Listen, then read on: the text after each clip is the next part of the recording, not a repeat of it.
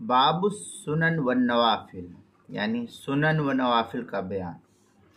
سنن مؤکدہ کا ترک کر دینا، اس کا شرعی حکم کیا ہے؟ چنانچہ سنن مؤکدہ کو ہلکا سمجھ کر چھوڑنا بسا اوقات انسان کو کفر تک پہنچا دیتا ہے۔ چنانچہ اس سلسلے میں فتاوی ہند وغیرہ کے اندر یہ تفصیلی بحث نقل کی گئی ہے۔ رجل ترک سنن الصلاح ان لم یر السنن حقا فقد کفر۔ اس طریقے کے الفاظ فتاوی ہندیہ جلد نمبر 1 صفحہ نمبر 112 کتاب الصلاح الباب التاسع فی النوافل کے تحت بیان کی ہے۔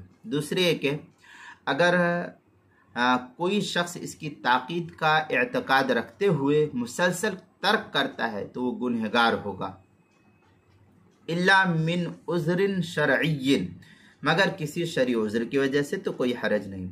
چنانچہ فتاوی شام کے اندر ہے ان الاسم منوط بترک الواجب او السنة المؤکدہ علی الصحیح لتصریحهم بأن من ترک سنن الصلاح الخمس قیل لا یأثم والصحیح انه یأثم۔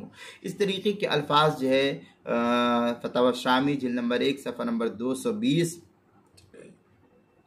کتاب الطہارہ مطلب فی السنن و تعریفها، اس کے تحت اس کو نقل کیا ہے۔ اسی طریقے سے المسائل المہمہ فیما ابتلت بہ العامہ، یعنی اہم مسائل جس میں ابتلاء عام ہے، اس کے جلد نمبر 1 صفحہ نمبر 64 کتاب الصلاح، عنوان ہے باب السنن والنوافل، سنن و نوافل، سنن مؤکدہ کا ترک کر دینا، یہ عنوان ہے۔ مسئلہ نمبر 54 جلد نمبر 1 صفحہ نمبر 64 پر المسائل المہمہ میں جلد نمبر 1 صفحہ نمبر 64 پر اس کو بیان کیا، وہاں دیکھ سکتے ہیں۔